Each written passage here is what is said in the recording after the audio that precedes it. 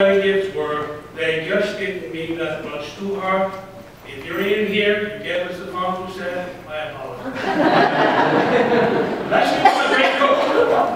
When we lived in Iceland, having people over for dinner became sensational events of sorts. Everybody wanted to come to have dinners at Leslie and Ida's house. She brought out the best china. Whatever she had to give it away, she brought it out. We entertained our guests. Her meals were exquisite in every way. She loved to entertain others. Leslie was also a sensitive individual. Any cross word wounded her heart, of which I was often guilty. Again, when we lived in Iceland, she would reach out to others for friendship, and on those occasions when her overtures were not returned, she became increasingly discouraged, feeling like she had been rejected.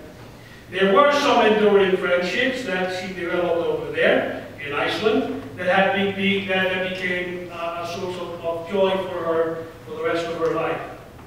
Leslie was also an unassuming, non-materialistic woman. Possessions, things, or stuff meant nothing or little or nothing to her. It was never about the clothes for her, the appearances or the possessions, or what most of us value.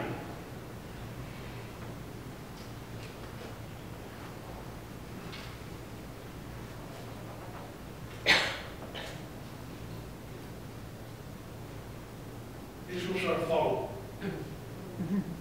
This is all she wanted. All this other technological stuff meant nothing to her.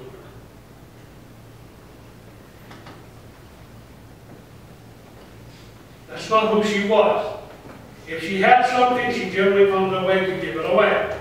A couple of years ago, when I was in between jobs and we could hardly afford to put food on the table, she regularly took out things from the cupboard to give to some of her clients who had less than we did. It almost made me angry, but I knew her heart was to help out someone who needed more what we had than what we actually had. Her focus and passion was always on others, touching, impacting, loving, and being kind to others. If we were talking about someone we knew, a friend or acquaintance, she would often say, she's trying, she's making an effort. That was enough for her. Whether or not the issue was resolved, the fact that the person was making an effort settled it for her. Mother Teresa was once interviewed and asked the question, is there a difference between what you do and what social workers do? She said there is a profound difference between what we do and social workers do. Social workers do things for people. We do things to people. That may seem like a nuance of sorts, but it isn't. In Matthew 25, when Jesus talks about the final judgment, and all men stand before him, he said this, for I was hungry and you gave me something to eat. I was thirsty and you gave me something to drink. I was a stranger and you invited me in. Naked and you clothed me. I was sick and you visited me. I was in prison and you came to me. Then the righteous will answer him, Lord, when did we see you hungry and feed you, thirsty and give you something to drink? When did we see you a stranger and invite you in, or naked and clothe you? When did we see you sick or in prison and come to you?